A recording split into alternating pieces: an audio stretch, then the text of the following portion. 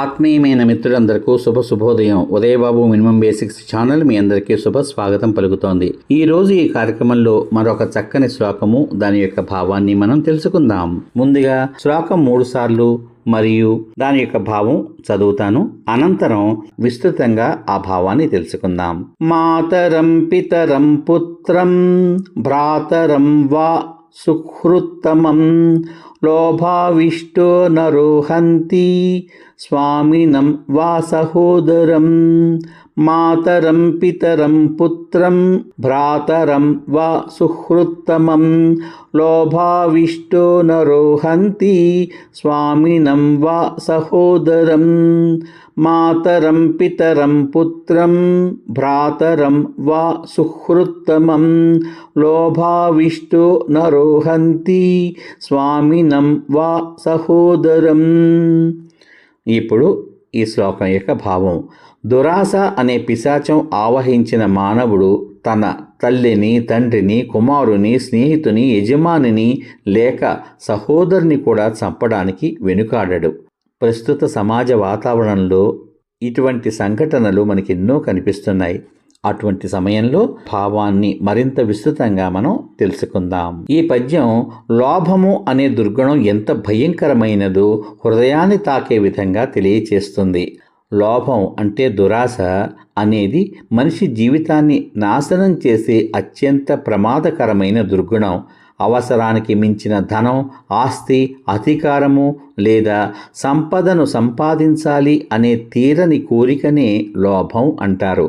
ఈ లోభం ఒకసారి మనసులో చోటు చేసుకుంటే అది క్రమంగా మనిషి వివేకాన్ని, మానవత్వాన్ని, ప్రేమను, కరుణను నశింపచేస్తుంది. అందుకే ఈ పద్యంలో లోభాన్ని ఒక భయంకరమైన పిశాచంతో పోల్చారు. లోభానికి బానిసైన వ్యక్తి తన ఎదుట ఎవరు ఉన్నారు అనే విషయాన్ని కూడా మర్చిపోతాడు. తనను కన్న తల్లిదండ్రులు, తన రక్త సంబంధమైన సహోదరులు, తన సొంత కుమారుడు, ప్రాణ స్నేహితుడు, తనకు ఆశ్రయం ఇచ్చిన యజమాని ఎవ్వరినీ గౌరవించడు.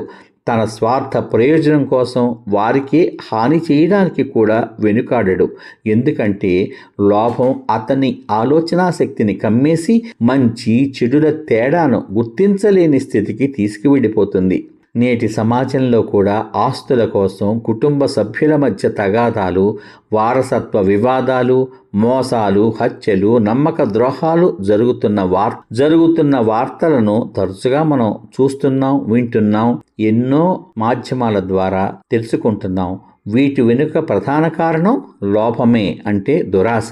కొద్దిపాటి ధనం కోసం జీవితాంతం నిలిచే సంబంధాలను కోల్పోవడం, ప్రేమను ద్వేషంగా మార్చుకోవడం ఎంత దురదృష్టకరమో ఈ పద్యం మనకు తెలియచేస్తుంది. అందువల్ల మనిషి సంపదను సంపాదించాలి, కానీ ధర్మ మార్గంలోనే సంపాదించాలి.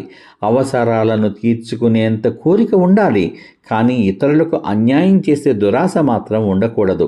సంతృప్తి, నిజాయితీ, దయ, ధర్మం, ప్రేమ వంటి సద్గుణాలను పెంపొందించుకుంటే లోభం మనపై ప్రభావం చూపదు. సంపద కంటే బంధాలు గొప్పవి, ధనం కంటే ధర్మం గొప్పది, స్వార్థం కంటే మానవత్వం గొప్పది అనే శాశ్వతమైన సత్యాన్ని ఈ పద్యం మనకి బోధిస్తుంది. లోభం మనిషిని మానవత్వం నుంచి దూరం చేసి అత్యంత సన్నిహిత బంధాలను కూడా నాశనం చేసే భయంకరమైన దుర్గుణం.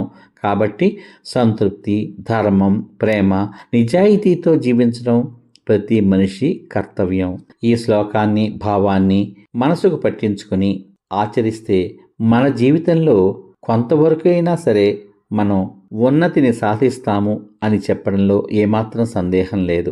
మళ్ళీ రేపటి భాగంలో మరో ఆణిముత్యం లాంటి శ్లోకంతో, భావంతో మీ ముందుకు వస్తాను. అంతవరకు సర్వే జనా సుఖినో భవంతు. శుభమస్తు. స్వస్తి.